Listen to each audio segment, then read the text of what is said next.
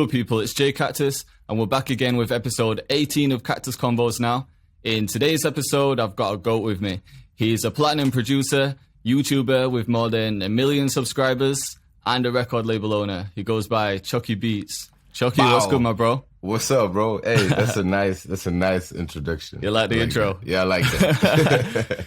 How does it feel being introduced like that? A platinum producer, more than 1 million combined subscribers. It sounds crazy. Getting used to it. Yeah. Nah, it's fire. It's like what I've always wanted to do, and now it's like, let's go. It's like a dream come true. Yeah. So thank you. You're welcome, man. So, I know you've just been to Dubai. How was that? Fire, bro. Yeah? It was... Was that like business or...? Like a bit of both, because I feel like whenever I go away from whenever I go out of Belgium, I feel like I have more time for me to like... Yeah. And not necessarily like do work, but like to... Sometimes you need to like be out of it to envision like recharge, things, isn't it? Yeah. And recharge and rethink certain things, and like I realized over there that I want to get back into like doing the actual vlogs myself. So I ordered a new camera, and we did meetings for the album, and yeah, it was super fire. Nice, man. It's good where you can kind of combine the two. Like you can go and relax a little bit, but if there's still ways to add in a little bit of music, then it's just perfect, isn't it? Perfect combination. Exactly. So blessed to be able to do that, because yeah, of course. I don't know about you, but sometimes when you're in that same room for a certain period of time, it's like shit. You kind of lose a bit of creativity, don't you? You just want to get out, bro. And I'll just go out to like, I don't know, random restaurants or cafes or like whatever, and just sit there and make beats. Like, switch your laptop. Just laptop, headphones, and just make beats over there, because like. Yeah, I don't know, the same studio over and over again. I can't, bro. I get you. Yeah, you end up just making like either the same style of beats, or you end up getting a bit of Beatblock, or I don't know. Do you even get Beatblock? Is that a thing for you? Yeah, and people in my audience ask me about Beatblock a lot, but I guess when I have it, it's like when I'm trying to force making a beat, and whenever you try to force anything, it's like it's never going to be as good as when it just flows. So I don't know, whenever I get like Beatblock or I want to make something and it's like, oh fuck, it's not working, I just like do something else real quick, like maybe even like cook a meal or like like take a walk, or like something that just puts your mind off of trying to do something, and then you can go back to actually like just do it. Yeah, that makes sense. Yeah, you're definitely right. When you try forcing it, it's just like nothing good ever comes out of forcing it, doesn't it? You just have to take a step back. Because some people think that you literally just have to lock yourself in your studio and just make beats all day, never take a break. And it's like, shit, you'll burn yourself out real quick if you do that. Yeah.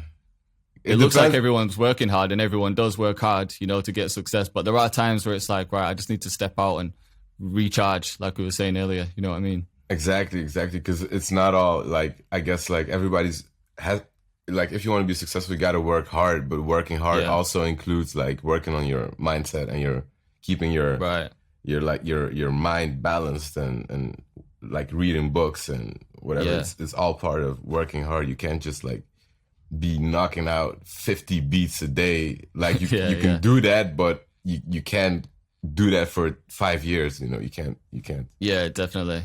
You'll just burn out or crash real quick. Yeah. What kind of shit do you do to look after your like mental state or mental health? Do you do yoga? Do you have like work out? Or is it literally just taking a break and just sitting in a coffee shop somewhere? Yeah, I guess the number one thing I do is like podcasts and books. Yeah. And so I'll be like, whenever I drive, I hardly ever, when I'm in the car by myself, I hardly ever listen to music. Yeah. Like I always make sure that, like, for example, you got an hour to drive, like why not listen to a podcast that inspires you for an hour, So you arrive at the destination like with some new information or some new insights or whatever. Like podcast is definitely number one for me, and then books. I try to I threw away or put my PS4 in the basement and decided let me never ever play video games again. I just read books in the evening and stuff like that. And then working out as well right now, but I've been kind of lacking. But I just got back into work now. Good to hear, man. Well, there's only so many hours in the day, isn't it? It's like, shit, like, how do you cram everything in? Like, for you especially, running a YouTube channel or 2 YouTube channals and a label, and you're recording as an artist sometimes, like, how are you balancing everything? Like, what's your schedule like? I guess you always got to have some priorities, and then it's also working with a team, because what I'm doing right now is impossible to do it by myself. Like, I've got my business partner and manager, Dries or Dro, who's really like doing my day-to-day scheduling, talking, communication. Even like for the label, he'll do the most of the actual, like, you know, day-to-day business running work. You know, I'm more in the label. I'm producing the artist, and I'm mixing everything and doing the creative direction and everything. But as for like the, you know, doing all the label work, it's him. So it would be, it's balancing, bro.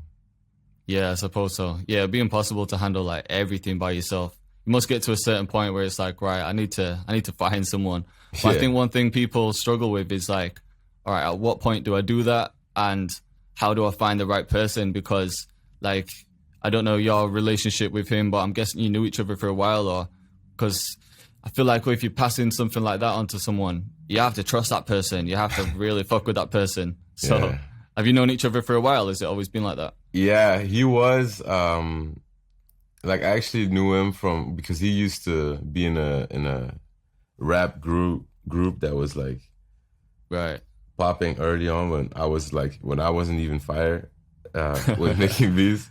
So I knew him already, but then I guess it gradually came to the point where it was like, basically, you're doing my management, bro.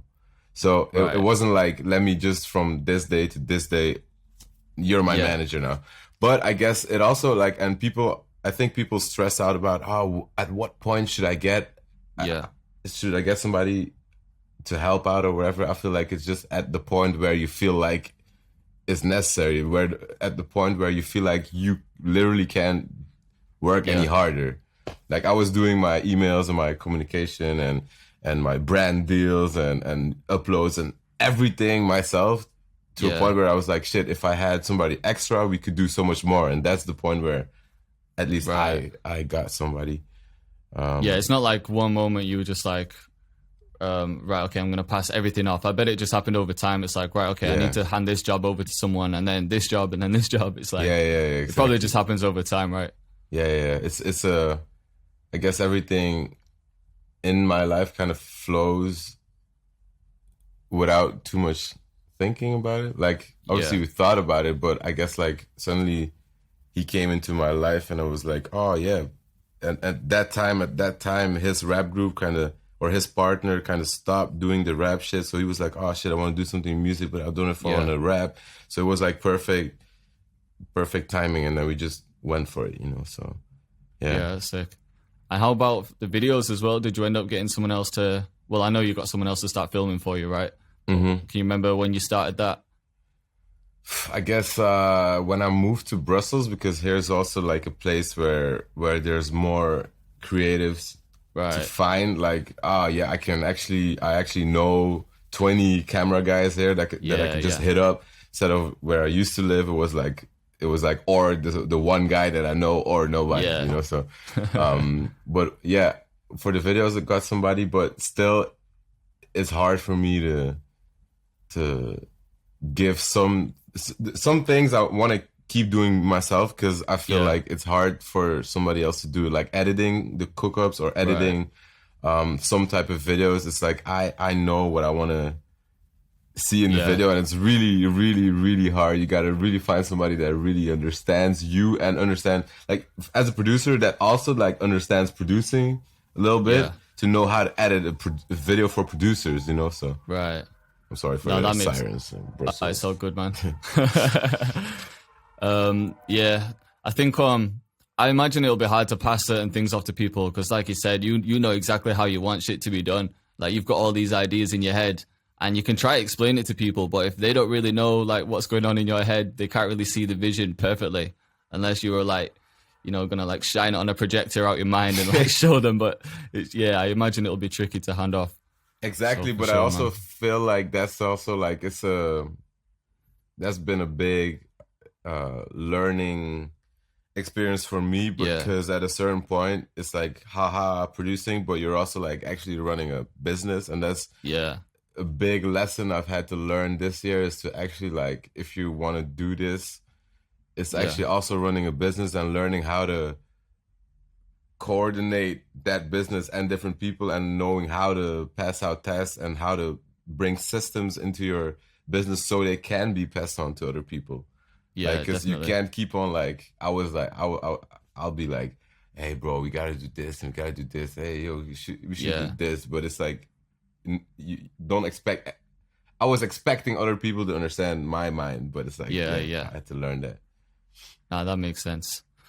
Well, I know all of this didn't happen like overnight. You've obviously been grinding for years. When I was having a look through your YouTube content, I think, did you start the Beat channel in 2013? Is that when you first started that one? Yeah. So it's been a long journey, man. But even still, I bet, like before you started that Beat channel, how long had you been making beats before you started that? Not super long. Well, I guess I think I got FL Studio for the first time maybe 2 years before that. But before I was making like drum and bass, sine wave shit. I don't know. I was like doing creative shit. But then as soon as I like started making beats, I did start uploading beats directly to my YouTube, because back then it was just like, let's go. Just want to upload whatever beats, It wasn't really like, I just liked the idea of uploading beats to YouTube. It didn't have a plan or something like. So you didn't really have a strategy. You weren't thinking, right, I'm going for these type beats, I'm going to grow this channel, or was it just like, I'm making music, I'm going to put it out, see what happens? Yeah, I just liked putting it out. I just liked like the I didn't even care who watched it. Like having a video with my beats on YouTube, that was the shit, like that was fun. Of course. But then I'm guessing it changed over time, because you might have been uploading them for fun at first, but then you probably saw some subscribers coming in, and then you were like, shit, I could probably actually, I could actually go somewhere with this. Yeah. Do you know how long you were uploading beats for before you started noticing that with your channel and being like, you know what, I can turn this into something serious? Yeah, it wasn't like the something serious thought didn't really come, but it was like, I think after like, I don't know, maybe like let's say the eighth month or something like that. Yeah, I had like one beat that had like 15K views, and I was like, what the I'm famous. Crazy, bro. So I remember that title was like Real Chill Old School Hip Hop Instrumentals Rap Beat number 3. So that's when I just decided, hey, let's go for number 4, 5, 6, 7, 8, 9. And then I found things that worked and replicated them, and then I was like, oh shit, I love all these gaming YouTubers and shit. So I was like, hey, maybe if I just reach out to them and tell them to use my beats in their vlogs and gaming videos or whatever, maybe I can get some extra subscribers. So that started happening, and I don't know, it all started like, and then I discovered like, oh, maybe I should put free in the title of my beats, and then I started, and then people were starting to ask me like, yo, bro, where can I buy the beat? And I was like, oh shit, haven't even thought about that. Oh, you didn't even have a BeatStar at that point? Bro, BeatStars didn't exist at that point, bro. Oh, like SoundClick did though. I don't know if you remember SoundClick. But I had Bandcamp, bro. Oh shit, Bandcamp, yeah. I used to have them as well. Bro, that was the shit. I just put my instrumentals on Bandcamp. I was like, hey, bro, 20 euros or whatever it was. Here's the WAV file. Enjoy. No contracts, no license, whatever. But then BeatStars was created, and I was like, hey, that's the one. Something for me. Yeah. Did you know about SoundClick then though, or any other BeatStar? Nah, never. Yeah. Only after I found out about that. Right. How long you been uploading for? Man, I started my tutorial channel about just over a year ago. Bro. So it's been quick, man. It's been quick for real. But that's what I'm saying. Like, if you just put out good, consistent, like if you just put out good content consistently, let's go. That shit can happen, shit can happen fast, bro. Definitely. fire. I didn't expect it to happen. Like I started a type beat channel before that, and maybe the type beat channel was created like 2 years ago. Not even that. But I was looking at it like, shit, as a producer these days, you need to do everything to get your name out and your face out. You can't be hiding behind a logo and just uploading beats and hoping for the best, because shit just doesn't work like that, does it? Nah. So I was thinking, right, I need to get my face out everywhere. Let me try uploading to Instagram, TikTok, fucking wherever, just all platforms. And then whichever one started picking up, I'd kind of double down on that and put more energy into that one. Exactly. And I felt like there's so many people doing type beat channels, but nowhere near compared. No, so there's so many people doing type beat channels, but there's not a lot of people doing tutorials. There is a lot, but not compared to type beat channels, if you get me. So I feel like you've got a better chance growing a tutorial channel than a type beat channel these days. You gotta be ahead of everybody else, bro. That's why I started my tutorial channel, bro. Because I was like getting to a point with the type beats and the beats channel where I was like, you know what? I kind of did what I wanted to do with this channel. Like I really was on like the, one of the biggest and most viewed beats channels for like a good year and a half, 2 years. But then after that, it kind of was, I felt like it was kind of draining me at a certain point. Like I was uploading daily. Like that was the only thing I did. Literally just made a beat, uploaded, think about tags, thumbnails, titles, and it ended up me being like a SEO expert and not a beat maker. It didn't matter what fucking beat I made. Just trying to, because at first it was just like, chill, hip hop instrumental, whatever, people would check it out. But then it's I understand it, a lot of other people started doing it, and then it was the type beats thing, and then everybody starts going for different niche tags and whatever, and I was like, you know what, I'm chill. Let me start doing tutorials, So then I grew my second channel, went from 0 to 100K in a year or something, I think. That's crazy.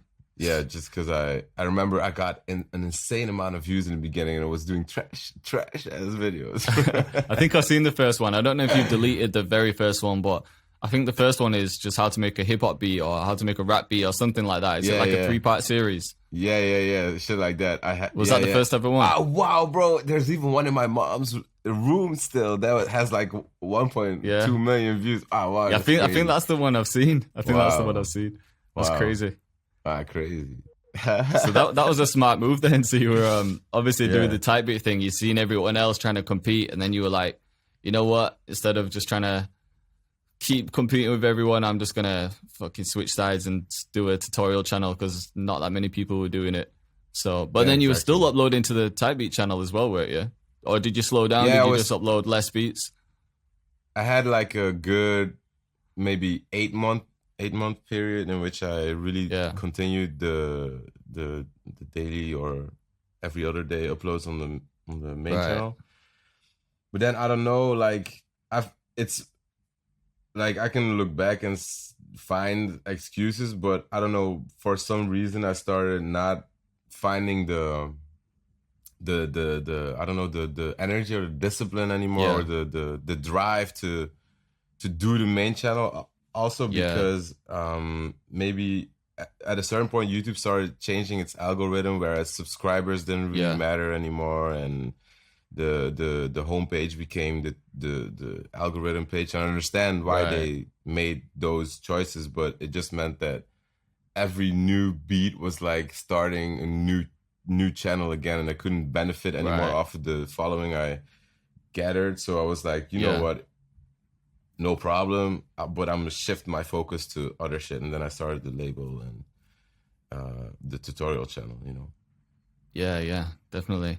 What do you think were the main changes in the algorithm that you noticed? Because it seems like back when you were doing those beats, a lot of the titles were like chill hip hop instrumental and, like underground boom bap instrumental. It wasn't like, it wasn't always like Drake type beat. You know what I mean? It started off with like the instrumental, but what do you think are the main changes you found to be with the algorithm?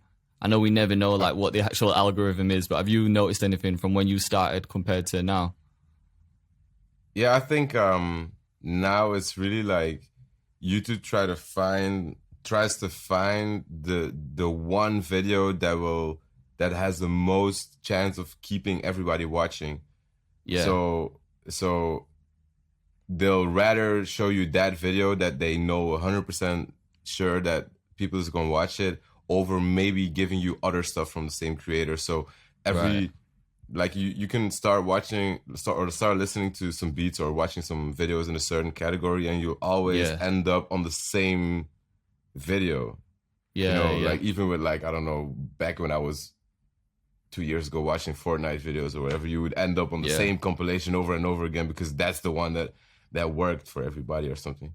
It's good for, I understand why that is good for the company YouTube, but for Beatz it's just not that good. nah, facts.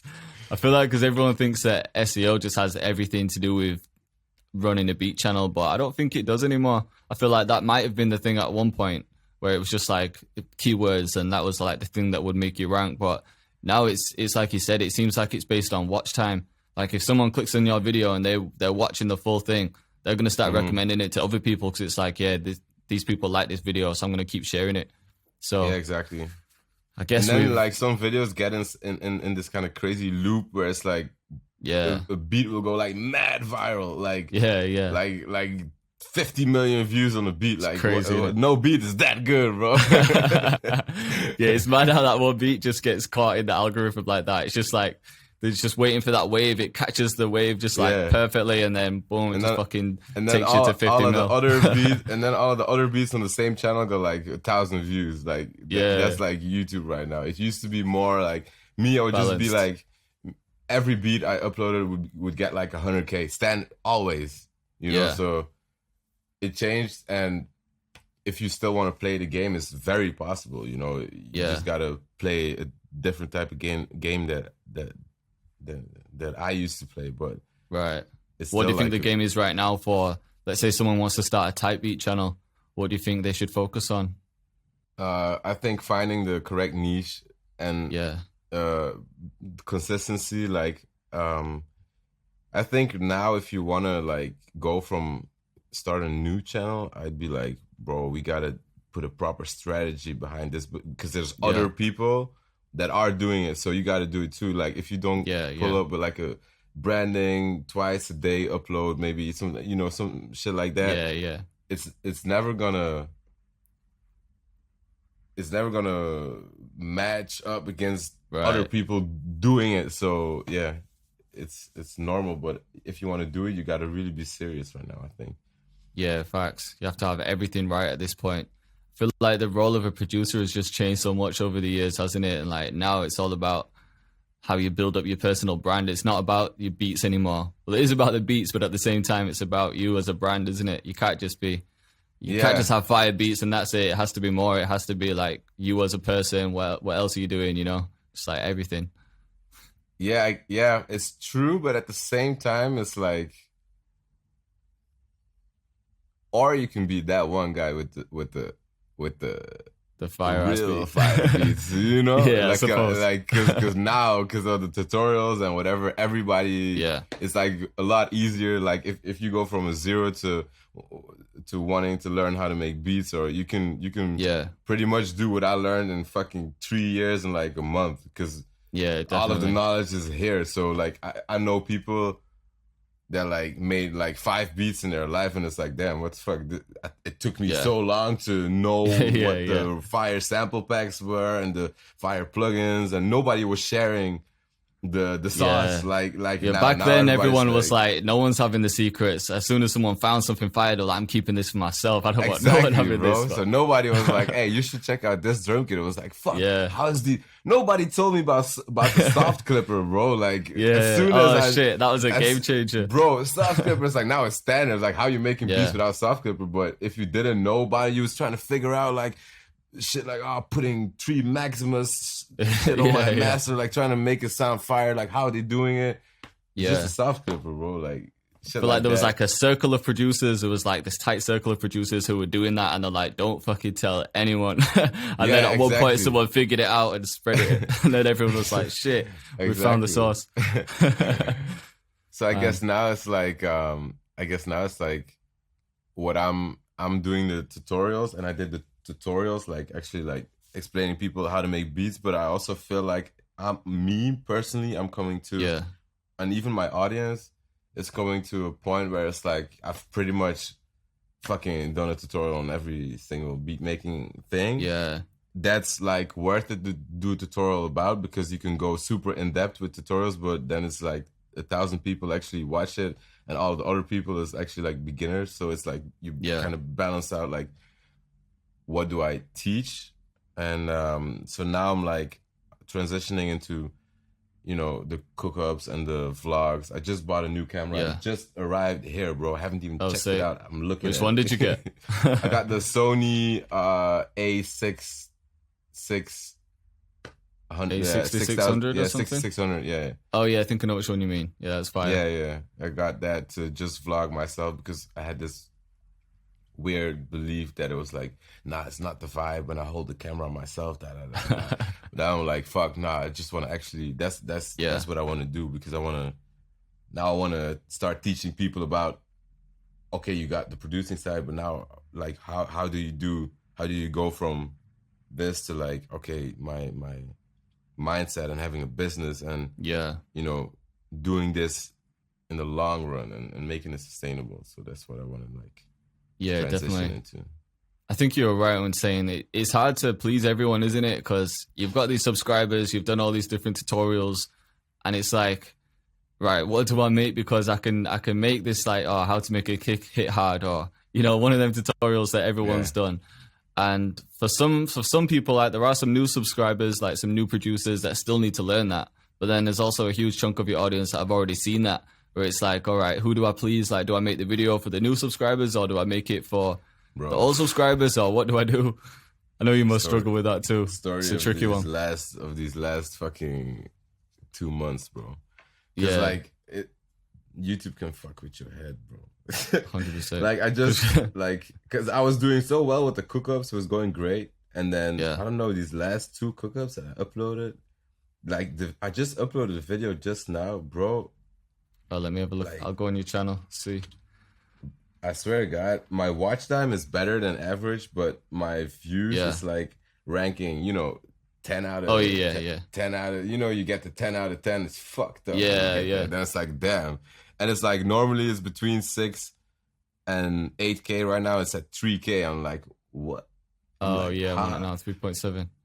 So I'm like, did you notice anything different with that video? Or is it the usual style, the usual cook-ups that you've been doing? Nah, usual style. And even like the last cook-ups as well, like everybody responded great. Watch time is up. Like watch time is double. Yeah. But then the views are like not that good. So I'm like, okay, maybe my audience is over cook-ups right now. I need to go even further. So, you know, it's always like, oh, shit. you can't do the same thing for too long. You can't get that's and it's like you can be like, oh, what the fuck, but at the same time it's like life telling me like, hey bro, shit was getting too easy for you, so you got to go deeper. You need harder. A new challenge now. New challenge. So it can fuck with you, because someone in, like, you'll upload those videos and someone in the comments will say, loved it, we want more of these, and then you do more of those and then they don't perform well. It's like, shit, do you really want more, or what's going on? Exactly. And then you ask the audience. So I got my Discord, and in the Discord they'll be like, nah, Chuki is fire. And I'm like, bro, appreciate you guys, but at the same time I see like a 40% drop in like click-through rate. So I'm like, wow, okay, what did I do wrong, YouTube? So yeah, you know, it's always. Do you ever have a look at the analytics in it, where it shows you at what point people click off the video? Yeah, I check that sometimes, but the most important thing is the initial click-through rate, you know, the thumbnail and title. But you know, I had like a period where it was like, best drill beat I ever made, this and that. But now I feel like people is like, best drill beat you ever made? Fuck out of here, bro. Maybe it works a couple times, but then when you've got the best drill beat 20 times, it's like, come on, man. But you know, and also like, you know, then I'll like watch back some videos where I was like, I recently was watching back some videos and made me feel weird, because it was like I remember I was making those, like how to make beats with stock plugins and because everybody was asking that, and it was really like beginner oriented. And a lot of those videos performed very well, but at the same time, I'm watching these videos and I'm like, bro, I don't want people to think that that's my level of producing. I was really making those beats to be like, yo, beginners, this is how you make a beat from stock plugins in 10 minutes. Because now I'm like, hey, so now I want to actually like transition into, hey, I'm showing the music that I actually make, bro. Right, yeah. I guess you want to bring people into your life a bit more now. It's just yeah, definitely. You've elevated in a way. You've kind of had your time of doing all those tutorials. You've shown everyone as much sauce as you've got, but I think you're right. I think the next step is like just really letting people into the mind of Chuki, if you know what I mean. Yeah. Everything. But I think people will fuck with that, man, because once you've had that audience for a certain period of time, it's like, right, these guys, they feel like you're the boy, you know what I mean? Like, the closer you are, they want to know what you're getting up to.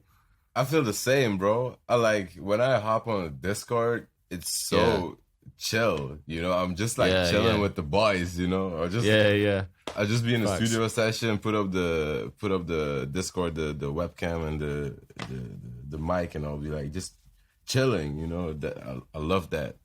Yeah, never want to be like, nah, don't talk to me. Nah, it's nice, no, of course, man. You always have to remain humble. I mean, it's like like we were saying earlier, there's only so many hours in the day, right? And like when everyone, like I can't imagine how many DMs you must get. And I bet in your head you want to respond to everyone, you want to chat to everyone, but it's like, man, I literally can't. You could just spend a whole day just going through your DMs, checking everyone's beats that they want you to review. But it's like, yeah, it's a tough one, man. But I think what you're doing, like just tapping into the Discord every now and again, like sometimes you might do some live streams. It's probably like the best way because you can't please everyone, you can't respond to everyone. So what you supposed to do? I do still try to respond to almost every YouTube comment, bro. That's something real? I always try to, like, especially first 2 days of a video, I'll respond to every comment. Yeah, that's something I used to do back in the days, and I always like felt like that's the least I can do. Like, it's true. Count, but it's impossible to do and YouTube and Instagram and Twitter and of course, like, but we all start off like that. Like I did that. I started off replying to everything, like every DM, every YouTube comment, like wherever it was, I'd reply to it. But then, like at a certain time, you're like, oh shit, there's actually a lot of comments here. Like, how do I get through this? It's like, damn. Yeah, it gets crazy. But at the same time, I'm super thankful. Of course, man. Like these people spend a lot of time like fucking with your content. They watch every video. They show love by commenting. So it's only right to show love back. Like, of course, man. Okay. Like, it's crazy how much love people give, because out of maybe every 100 people, there's one dickhead that has to say some stupid comment or like just hate you for no reason. It's like nothing to do with your music, nothing to do with the video that you've put out. It's just something just random. They're just having a shitty day and they want to bring you down to their shitty level, you know what I mean? But that's only like one out of every 100, if that. So when you think about everyone else there that's actually showing you love, man, it gives you some hope, doesn't it? Yeah. Some hope for crazy. humanity, because it's like, oh shit, there's actually a lot of cool people out there. Yeah, exactly. It's like, wow, there's so many wonderful and supportive and like-minded, let's go get it people out there. So it's like I'm blessed to be in the presence of all these people and to be a part of this thing that's bigger than me. Like even us producers like you and me and Ocean and Simon and Kyle and all of the audience and like even internet money and all, like it's like, wow, this is such a crazy thing. It's just a huge community, isn't it? It's like we've all got common interests. Like if like we could probably speak to any other YouTuber or any other producer and you could have a long conversation no matter who the guy is, because you've both got that one thing in common, which is kind of crazy, because a lot of producers are like, they're introverts, you know what I mean? They might not be like the most outspoken person. They're kind of like just chilled. But then once they get in their community, it's like, shit, I've got something to talk about now. There's like a meme about it, isn't there? Where it's like the guy in the party and he's just stood in the corner and he's like, no one wants to talk about mixing. It's something like that, you know what I mean? Exactly. And now I found all of those guys. We're like, hey, we cool too, bro. Yeah, you know what I'm saying? Now we could talk plugins, talk beats, everything. Yeah, but that's why I also really fuck with, like, for me, like, people like Metro and yeah, people like that really like decided, like, and even like producers before that, like Pharrell, Timbaland, and all those guys, but they actually like went from like, hey, producers can be the artists too, and that really inspired me. When I saw, for me, it was really like when I saw the first like Metro and Nav project, I was like, bro, this is that's the shit that got you, bro. Yeah, that was So were they the type of producers you were listening to before you even started? Can you remember which ones inspired you? Definitely Metro. Definitely, and then I guess also like TM88, Southside, Sony Digital, all of those our generation producers, you know.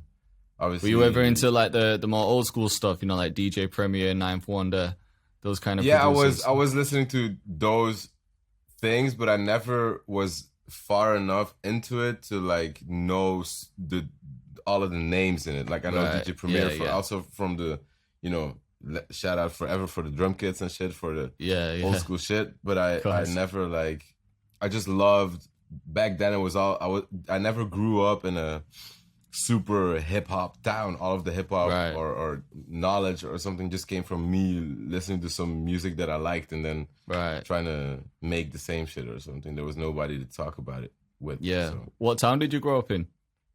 What town? It's a town called Lokeren. It's a small town in Flanders.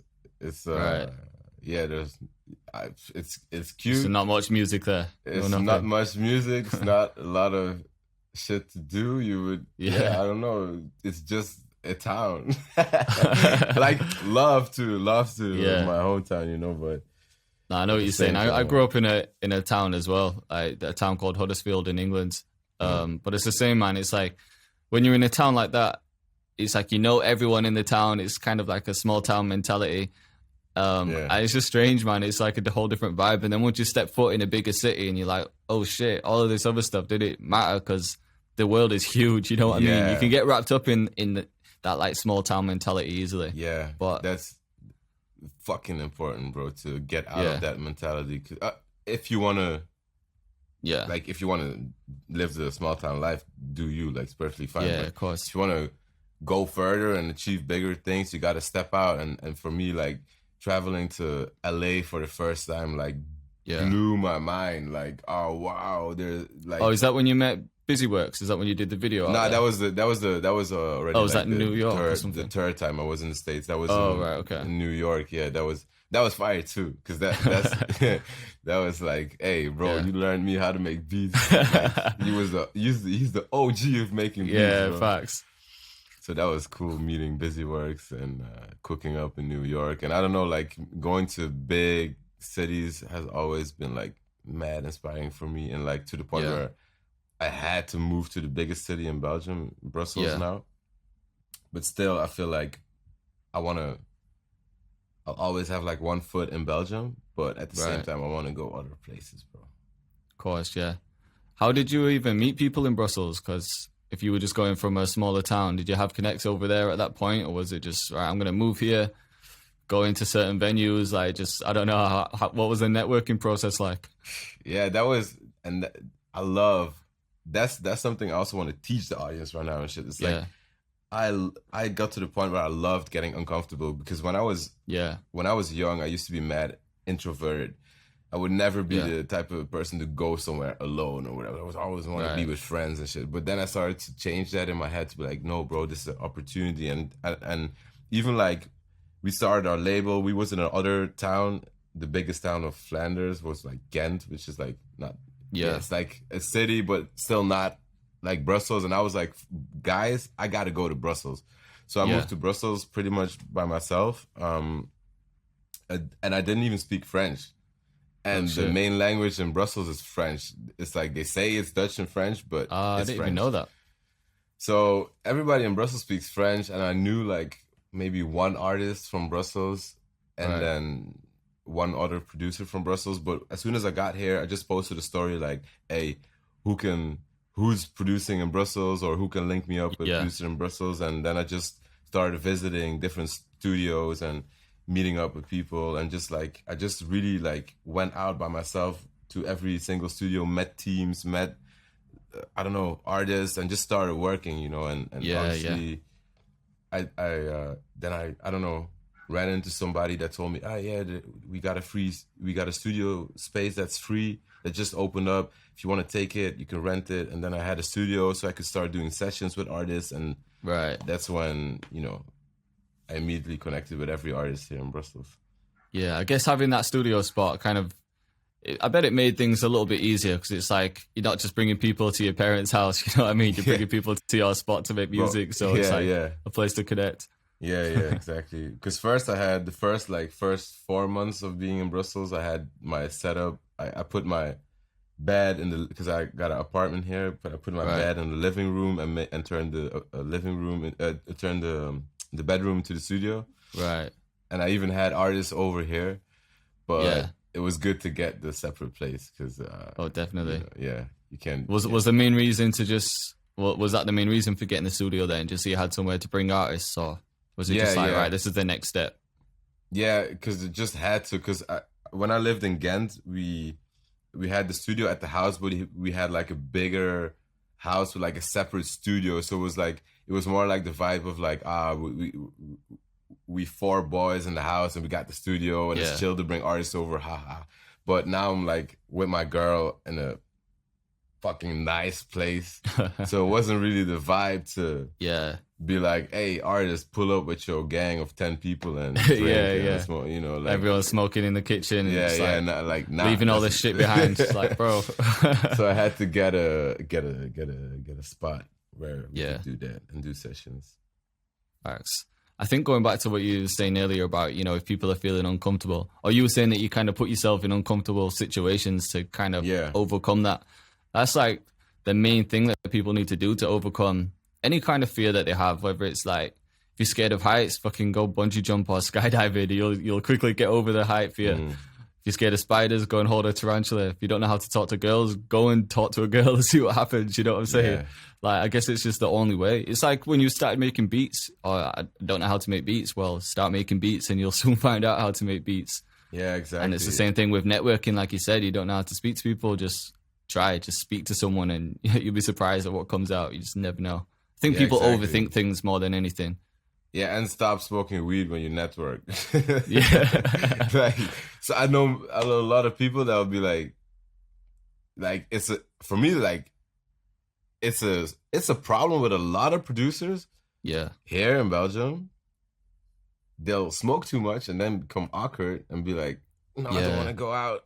And it's like, bro, like, do whatever you want to do, but stop smoking and go out, you know? Like, and it can fuck with your head sometimes. I think some people are like productive stoners, if you want to call it that. Like, some people can just smoke and do anything, like just go out, chat to everyone. They can just be smoking all day and it doesn't like faze them. Like, they feel more normal when they're smoking, but then other people will smoke and they don't want to speak to anyone. They just want to like crawl into the corner and just watch TV. You know what I mean? I feel like even if you say you're like, but I smoke and everything's normal, it's like you've probably been smoking for the last 3 years straight and you don't even remember what you were like when you're sober for 3 months or something. Like, you know? That's true. Because I'm not like I can smoke and be chill, but I also know that when I'm not smoking, I'm even more productive. Right. And I feel like it's easy to get lost in like you see a lot of videos of like maybe like US artists or whatever, and you think it's all like smoking, going to the studio, getting rich. But like if you're a producer and you actually want to run a business, you're not gonna see a business owner that's like running an actual business like smoking weed every day. Like, it's not wrong with smoking or drinking sometimes or whatever you want to do, like go party or sleep long or, you know, whatever, but everything with moderation, bro. Yeah, it's like it's fine to enjoy yourself, but it's just knowing when. You don't have to enjoy yourself that much every day. You know what I mean? Yeah, and like find other ways to enjoy yourself. Like why can't working on I don't know, your next song or whatever sober be not as enjoyable as smoking weed on the couch or whatever. So definitely. I don't know why I was suddenly putting in the weed rant, but I feel like it's no, because it's a common thing, isn't it? Like that's the reason why I stopped smoking. Like when I was younger, I used to just smoke every day, and then as I got a bit older, it just started affecting me a little bit different. Like if I smoked when I was younger, I could go out, socialize, just speak to everyone. But now if I smoked, all I would want to do is just sit down and do nothing. I wouldn't want to start checking my emails, running the business, like doing anything. So that's just why I don't smoke, because it just fucks with me a bit. So I think it got to the point where I was like, you know, there wasn't a time where I was enjoying the high, because it was just like making me too chilled. I'm like, shit, I'm already chilled. I don't need to be even more chilled. That's what I'm saying. Like, I got the same feeling about that. How old are you? I'm 28 now. I'm 25. Hey. You're 25? Yeah, 25. Oh shit. Yeah, I feel like an old man. Nah, we got time, bro. I feel like definitely. We got time, and we all learned our lessons at the right exact time, bro. Sometimes I'll be like, what the like some people will be sending me beats, and it's like, hey, yo, bro, I'm a 14-year-old producer. I'm like, what? Oh man, I know. I'm like, it's like, what? I'm like, huh? Like, huh? I like what? Yeah, it's crazy. But, you know, and the fire as well. It's not like this shit beat. Some 14-year-old producers are sick. Actually like you could be in the studio with fucking Drake. Like, it's crazy. But it just goes back to what we were saying earlier. We didn't really have the same tutorials that people have now. Like now you can get that fire within a few months, but like when you were just starting, it was shit. Maybe there was a few tutorials out there, but no one was really sharing anything, so you had to learn the long way. So it's just a whole different thing now. You can just learn it so quick. Yeah, exactly. Yeah, sometimes I sit and like, fuck, man, I'm getting old. I'm like thinking, oh shit, I wish I was young again. But then at the same time, like my girl will say, why are you worrying? You're in your prime right now. You're running a successful business. Like you've got all this life ahead of you. You know, we just got started, bro. Yeah, that's what I'm saying. I feel good. Like, you're only as old as you feel. Like maybe my body doesn't feel as young. Maybe I get tired sometimes, but shit, man, I think I'm in my prime right now. So yeah, I'm me all too. right. I feel like I just like, I know it's like, I guess people close to me will catch me saying that like every 3 months, but I feel like I just got started, bro. Yeah. Like I feel like I just aligned where it's like, oh, bro. Yeah. Let's fucking go. Yeah. And I want to do like, my vision is like, I'm going to do crazy shit, bro. Like, I want to like, I want to go like fucking worldwide and be like the biggest European producer and do like this. Like we in Europe need to also like be inspired by the US scene and do shit like, I don't know, like DJ Khaled's doing, or you know, shit like that. Yeah. It's fire, bro. Like, like there's so many crazy artists over here that could have worldwide famous songs, even though it's not English or whatever. Look at the Latino artists or whatever. Like, it's crazy. So there's so many. Yeah. Sometimes it doesn't even need to be English now. Like I know there's been tracks, like you said, some Latino tracks that have popped off just randomly. It's been like a catchy vibe, and like it's just gone in the charts because it's such a catchy vibe. So it doesn't always have to be English, does it? Yeah, no. Yeah, have Brussels got their own sound in a way? You know, like certain cities, certain countries just have their own sound. I guess Brussels, especially like because now that I moved to Brussels, I learned a lot about French rap and the French. Right. The French scene, so that's especially France, is really, really, really street. But, and it's I've noticed really, that. It's like the French people, most of the French people, they just listen to French rap. They don't listen to fucking any A$AP Rocky, Travis Scott, Drake. They don't fucking care. But then Brussels has this like, Brussels for France is like this exotic place where it's like, ooh, you guys wanna. Like right now, Brussels is like on this wave where it's like multiple artists are starting to really make a name for themselves in France, and it's like a cool and I'm really a part, and I'm blessed to be a part of that actual wave. Like, yeah, it's crazy. I feel like I'm here at the exactly at the right time. Definitely. And at the same time, there's also a lot of people in Belgium that will be making music in English, especially like the Flanders part, because the Flemish accent is just unusable, bro. Apart from Zwangere Hier, if there's any Belgian listeners listening, shout out Zwangere Hier. We went double gold and platinum in Belgium, so shout out Zwangere Hier. Oh shit! But apart from him and a couple of other guys, it's really hard to rap in Flemish. Right. Like even Holland, they won't fuck with the accent, you know? Really? Yeah. So we will listen to Holland music, but not the other way around. So that's why a lot of people here would be like, fuck it, let me rap in English. Yeah. That makes sense. And I guess it kind of taps into a wider audience, doesn't it? It's like everyone can understand English, you know what I mean? Like they learn it all over. It's like the most spoken language, I guess, isn't it? So I guess so. Well, I think it's good that you're still fucking with like local artists, because you'd think once you have a big audience, you could have just been like, you know what, fuck this, I'm working with American artists, I'm working with, you know, you could have been a bit picky about who you worked with, but you're still working with like local people in a way, aren't you? You're still trying to build up a sound in the city, in the country that you're living in. So yeah, I am, but I am very picky with the I didn't mean you would just work with anyone there, but I was like, yeah, but I get what you're trying to say, but it's also because like I never really felt like let me just go and work with American artists now was the next step for me to take. Obviously I want to do that, but it wasn't like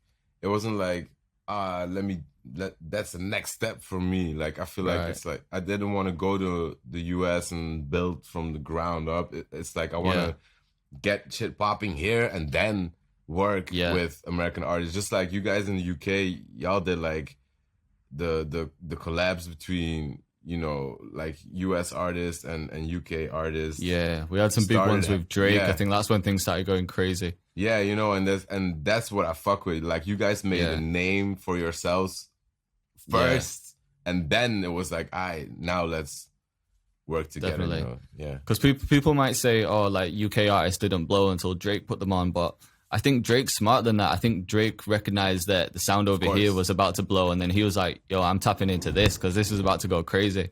Of course. So he recognized that, definitely. Drake, that's what you can do over there as well.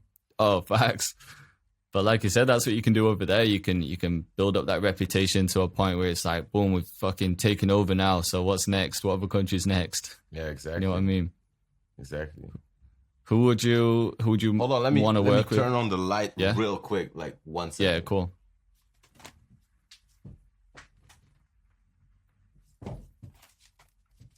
Bow here. But yeah, I was gonna say, who would you want to work with? You know, if you had like a dream collab anywhere in the world, who do you think? Let's say you were making an album and you were getting a few different artists on it. Like, who would your dream collabs be? Wow. Guess I want to put like I want to like try to make some hits in a way where it's like maybe I put like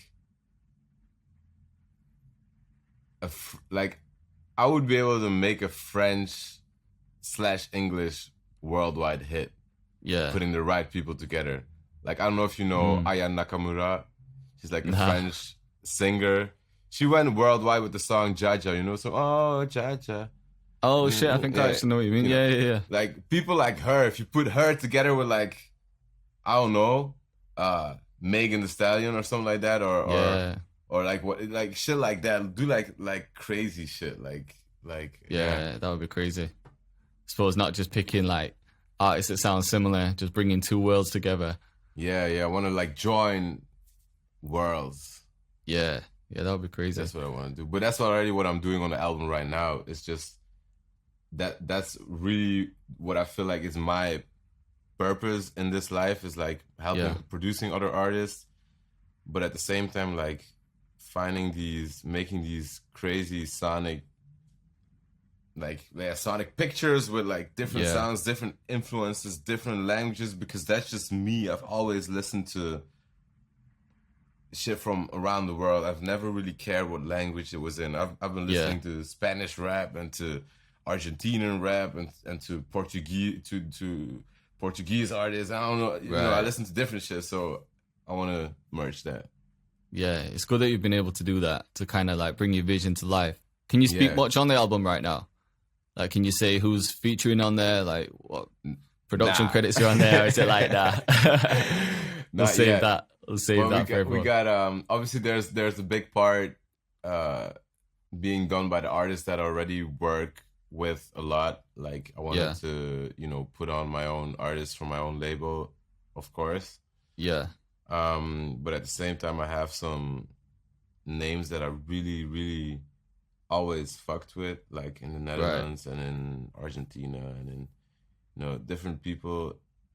And it's like the names on this album is all people that I know personally. Like, it's not that I went out and paid people for the features or whatever. Like, that's maybe at some point in the future I want to, you know, it's going to be much bigger than this, but here it's like, this is the first project that I'm doing. It's me as I am right now. It's a perfect reflection of, it's honest, you know, it's so Are all of the beats yours?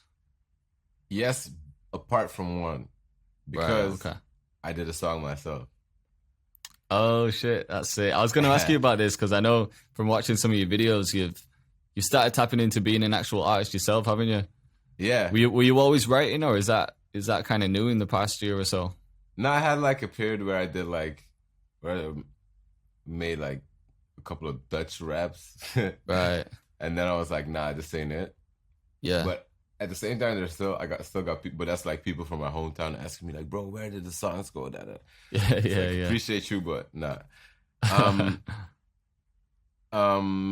So, but then I never felt comfortable like rapping or being on the mic in English, because I also like was trying to figure out what fucking accent and whatever, you know, like coming from Belgium. It's like, because my dad used to always work in London, so growing up I had like the 50% UK accent, and then I like stopped speaking English to people, and then I came in contact with more American people. Now it's like, I don't know what fuck accent I'm speaking, but now I found like the sauce for me to be on the mic and not be annoyed by my own accent, and also like finding how to, you know, like I can't just sit here and write. That will always be corny for me. Not for other people, but I don't know how to do that. That's not my thing. I just need to put on a beat, feel it, and top line it, and then feel the words coming in, and then that's it. So oh shit, so you're literally just kind of just putting the beat on, just hitting record and just seeing kind of what comes to you, almost like a freestyle, but then putting the pieces together after. I'll record like a bar, right, you know, and then maybe go over and change some lines because I didn't like them, or I went over them too fast or whatever. But like I can't sit there and what am I gonna write this song about? Like, no, that's not me. Yeah, I suppose for you personally, that probably goes back to what we're saying about forcing it. That's probably when you start forcing things.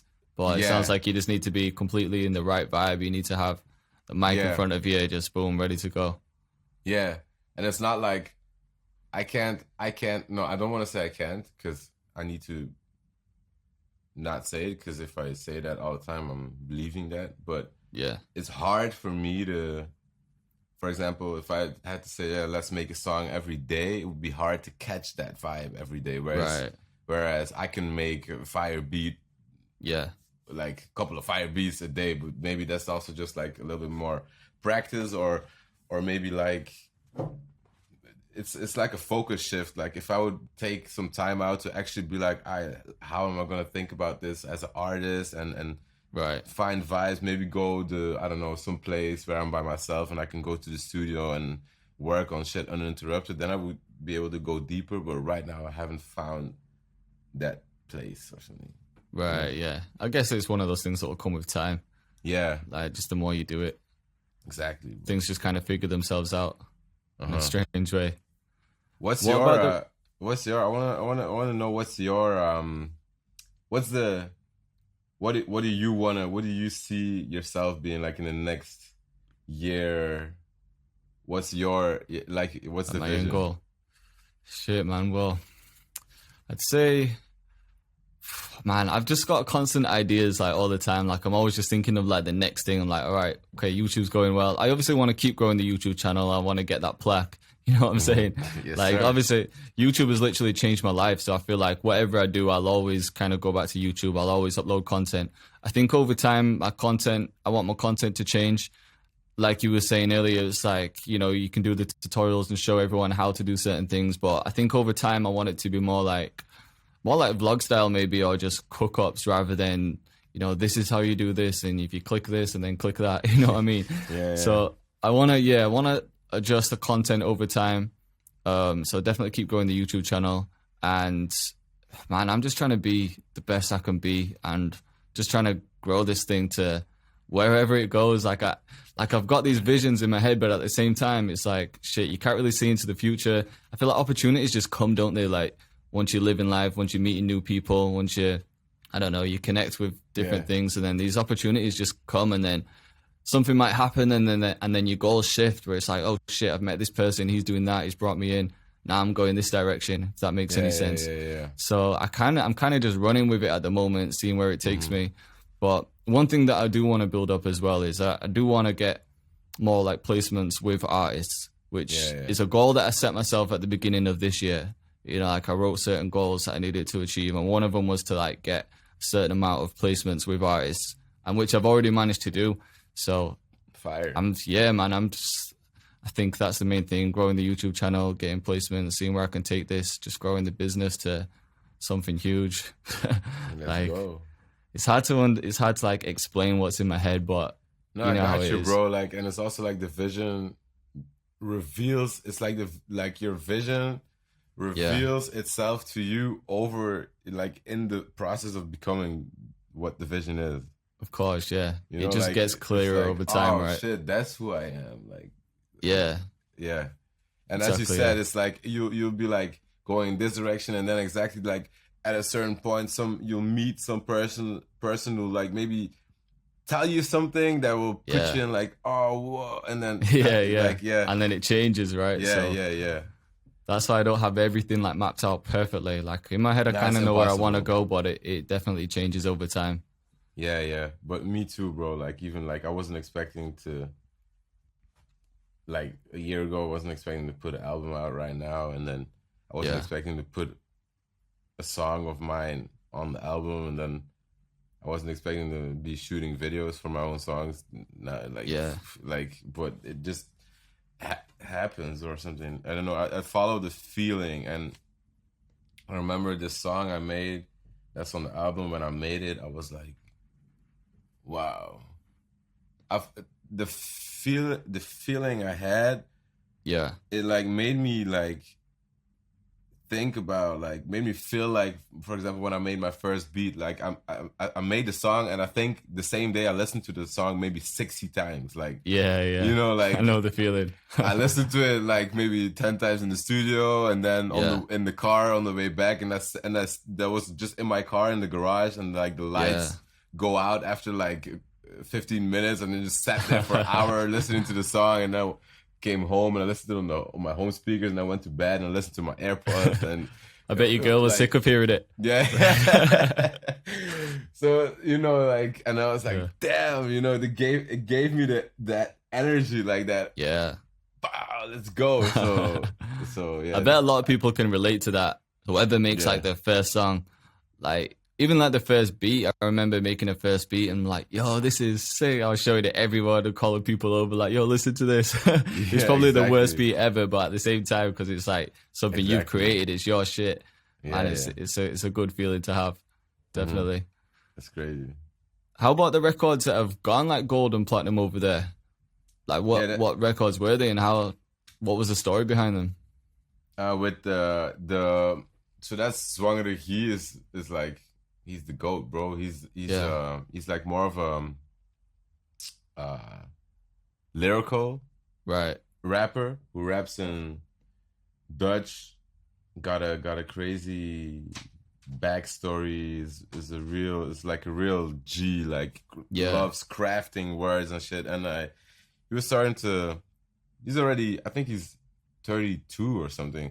Right. And he already had this group, but then he started making a name for himself a lot more. And I was like, "Hey, bro, I fuck with you." And I just sent him some beats, and I don't know. He was just like, "Yo, bro, really fuck with it. Send me some more." So he ended up sending me some songs, and it was like, fire. But then no songs ended up being placed, like actually like released. And then at a certain point, I sent him like this beat, and he sent me back this song. I was like, "Bro, this is gonna be the lead single for my upcoming album." And I was like, "Oh, hey, shit, let's go!" So yeah, and that's when the ball really started rolling for me, like in Belgium, because then I ended up getting 4 tracks on the album, on like his first solo album. Yeah. And that album went gold and is platinum by now. Congrats, man. Yeah, it's huge. It's crazy. Like, bro, I never imagined going platinum in Belgium. Like, it's crazy. It's almost like, I know there's not a lot of Belgian hip-hop artists that go platinum, bro. It's crazy. Really? So yeah, I don't know. It's super cool to do that, to have my first gold and platinum with a Belgian artist. And, definitely. Was that one of your dreams way back? Like, definitely, bro. Yeah. Like, bro, the plaques, like to actually have this fucking plaque, like, wow, you know. Like, I have the YouTube plaques, but that one is like, wow. I went out. I brought it to my mom's. I was like, "Hey, yeah."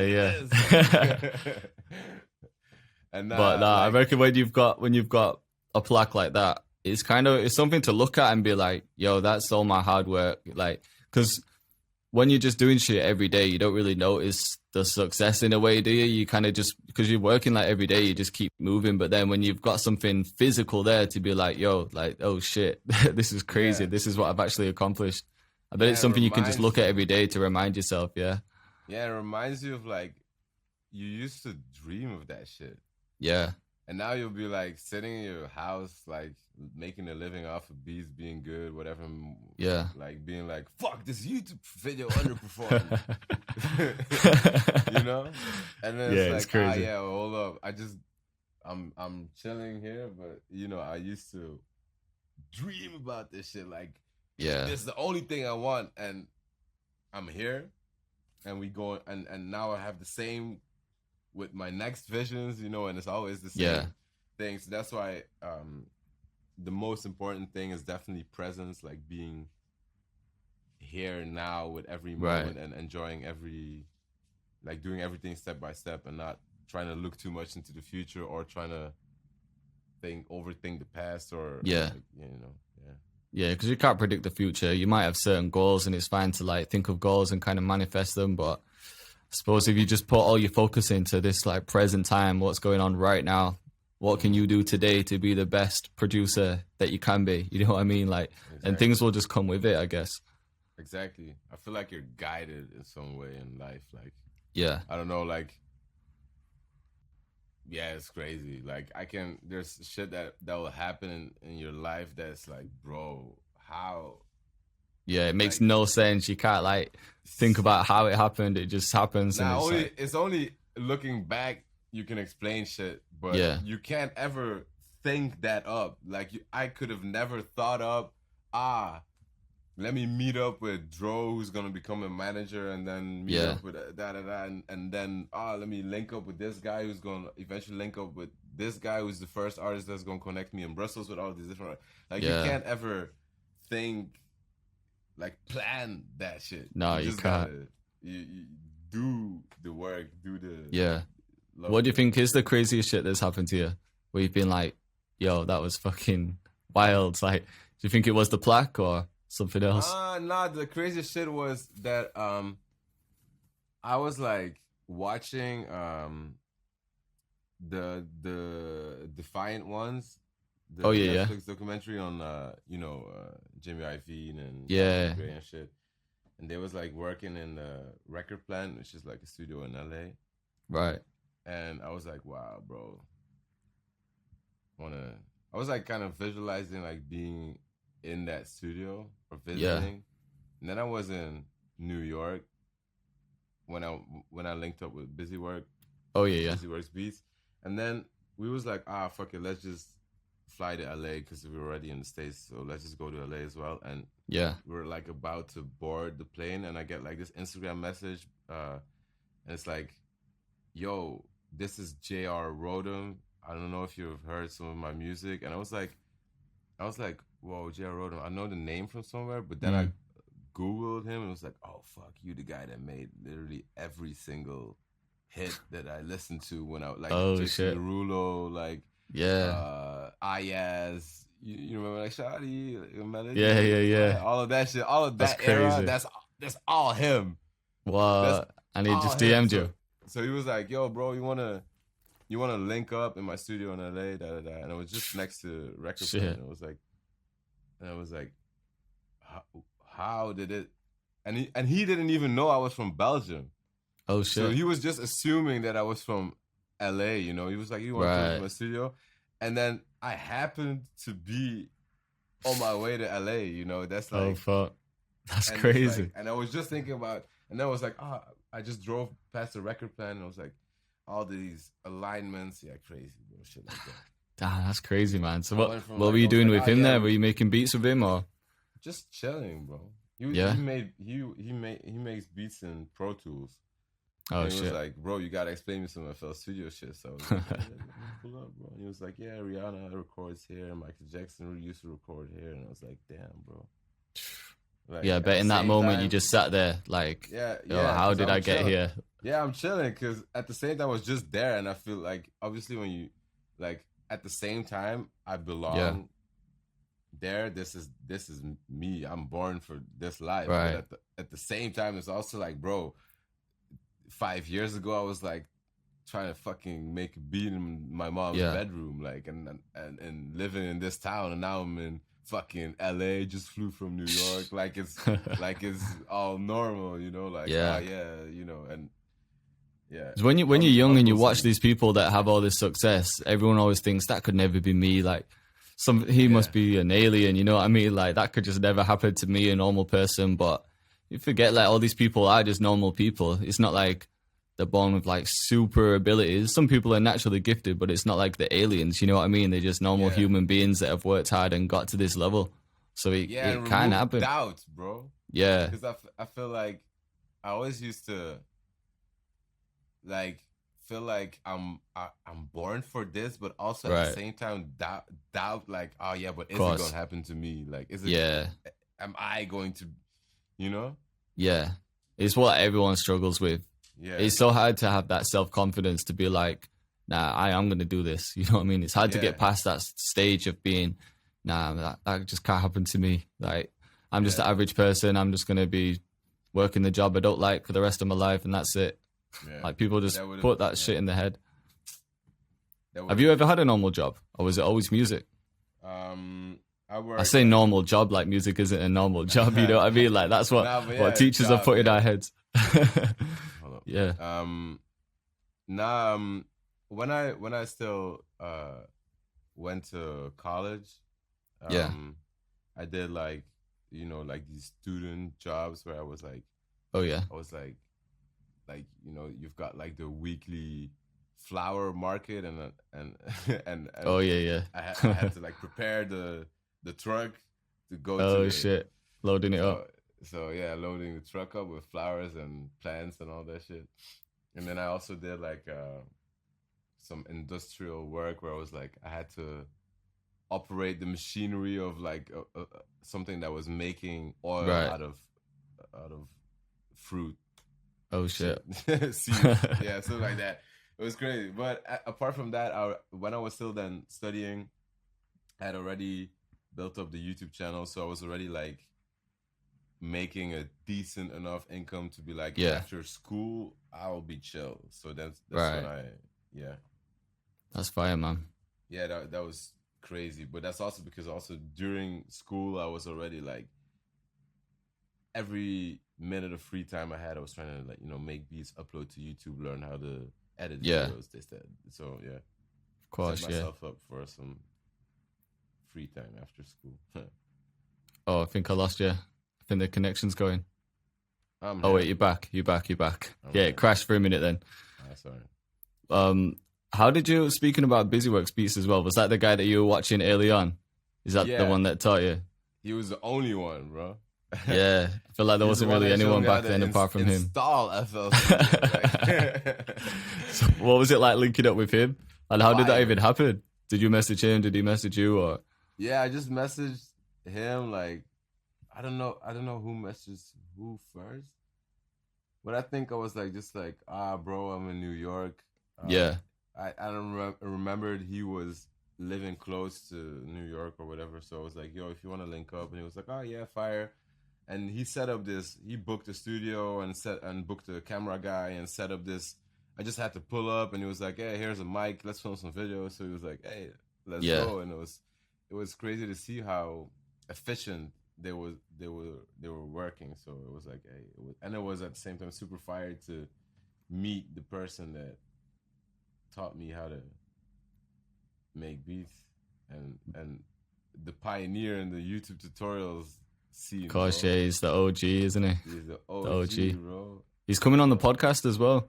He's coming on, I think, next week. I think that'll be a good one, man. That's great. Yeah. Even me, like, I'd say a couple years ago, I used to obviously watch a lot of tutorials and be like, I had that self-doubt at first where I was like, I could never do this. But then after a while, I think there was like a moment where my whole like mindset changed. A few things happened in my life where I was like, yo, you know what? Life is short. I need to fucking go for everything that I want to achieve. And then, yeah, just fucking go. And then fast forward a few years, even now, like I was telling my boy earlier, like, oh yeah, I was just chatting about the podcast saying, yeah, Simon Tavita was on yesterday. I've got Chuki on tomorrow, then BusyWorks Beats, blah, blah, blah. And he's like, yo, 2 years ago, we were just watching these people and now you're fucking chatting with them. You know what I mean? Like now you're in the mix of them. And I'm like, oh shit, you're actually right. And that's because I kind of like manifested that dream. I was like, fuck this, got rid of all that self-doubt and just went for it, which is, it's crazy. That's what I'm saying, bro. That's what life is about, bro. It's like, yeah, I don't know. It's fucking, and it's like, it's really my wish that everybody can have that experience for themselves. Like, whether you're a producer or if you want to be a cook in a restaurant, or if you want to open up your own business, or that revelation of like, wow, I could always just do what the fuck I wanted to do. I just had to start believing and doing it. 100%. I think that's like a huge part of it, actually believing. That's the main thing that people struggle with, bro. Facts. I feel like, but I can go deep into the shit, but I feel like everything's mental, bro. I feel like even like the Matrix is more, like the movie The Matrix is more real than you think, bro. Like the scene where it's like he has to like jump to an building. It's like, you just gotta know you can. But it's like, bro, I swear to God, if you would actually believe you could do that, you could actually do it, you know? I know what you're saying. Like, but nobody actually believes it, but nobody's belief gets strong enough for you to do it. Apart from, I feel like, bro, there's some books you read and it's like, bro, some people are actually able to do that, but they don't go and try to go viral off of that shit, you know? Yeah, of course. Like some people can do some crazy shit, man. Bro. Like even when you watch there's some like kind of like YouTube videos where it's a compilation. I think it's called People Are Awesome or something like that, where it's just like compilation of people just doing the craziest shit, and it's like, fuck, like that is insane. You'd never think that you could do that stuff, but this person just believed and just practiced. It's mental, bro. It's everything is mind, bro. It's like the same as, I don't know if you're like, I had this period in my life where I was like experimenting with lucid dreaming. Like, actually like realizing you're dreaming and then controlling the dream. Like you can literally do the same thing in life. Yeah. Like, yeah, it's facts. Wake up from like, oh, I can actually change my beliefs and doubt and change and like mold this life. You just don't need to worry about how exactly everything is going to happen, because that's a trap you like fall into. Like your conscious mind will like fall into like trying to predict the future, like, but you just gotta change this belief and it will like get presented to you like, oh, here's the next step, and suddenly you find yourself like, oh wow, I actually became this person. Like, crazy. How do you think people can do that though? How do you think people can get out of that mindset where they're doubting themselves? There's a lot of different ways. But I also guess it's different for each person, isn't it, in a way? Different for everybody, but I guess there's always, and that's something like a lot of books have taught me, like, no matter how you can be like some people can be very deep or very at a low vibration. No matter how low you are, life will always have the next step for you to do. Definitely. So I feel like the most important thing is like to not try to figure out the next 20 steps. But for example, if you're working a job you don't like and you're overweight and and it's like all of these, and you think about all of these different things, you can never change all of these things overnight at once. You can get overwhelming if you think of everything at the same time.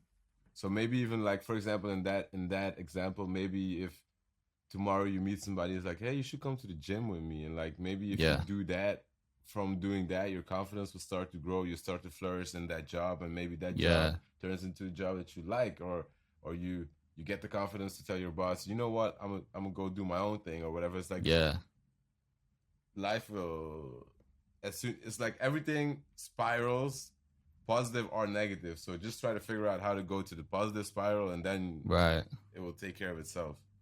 Yeah, definitely. Like how to flip any situation into a positive, or like at least try and find the positive side to it in a way.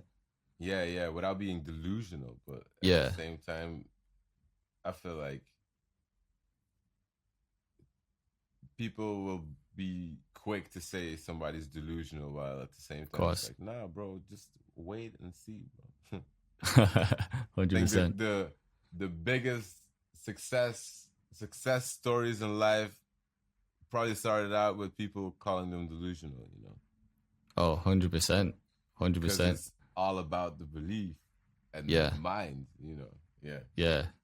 100%. Well, yo, bro, I think that's like a perfect time to end the podcast. Hopefully that's inspired a few people to actually take action right now. You know what I mean? Whatever the dream is, take action right now. Fucking go. Listen to Chuki Beatz. He's telling you to fucking go. You know what I'm saying? But all right, man. Well, yo, I really appreciate you coming on the podcast. And much love. For anyone that doesn't have you on socials, just let everyone know where they can find you as well. Follow me on Instagram at Chuki Beatz with a Z, because somebody else saw my name. The legendary line. Chuki Beatz on YouTube and Chuki Beatz on fucking Spotify, bro. Yeah, From and now stay tuned on, for the follow album. me on Spotify. So hey, album coming soon. Love you guys. Hope that all of your dreams may come true.